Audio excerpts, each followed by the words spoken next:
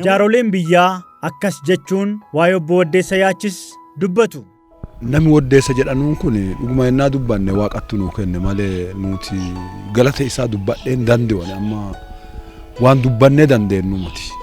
Manni ijaarame ilatti dhaggame nuti mana barumsa saniitiin rakkoo cimtuu barsiisaa ifi qacaranna bara 2010 mindaa barsiisaa kan kaffallu qarshii 20 nu qarqaarani.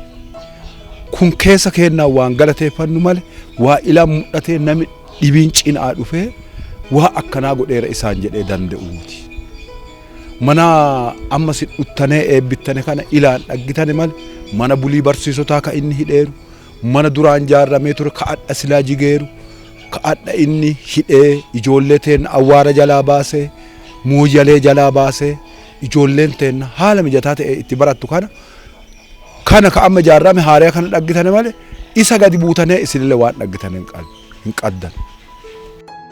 Dhaggaa nuti namni waa godheef hin dhagginaa hin beennaa kana isa galateeffannaa jenne dhuguma waan jenne afaan isa beennee galateeffannu qabnu.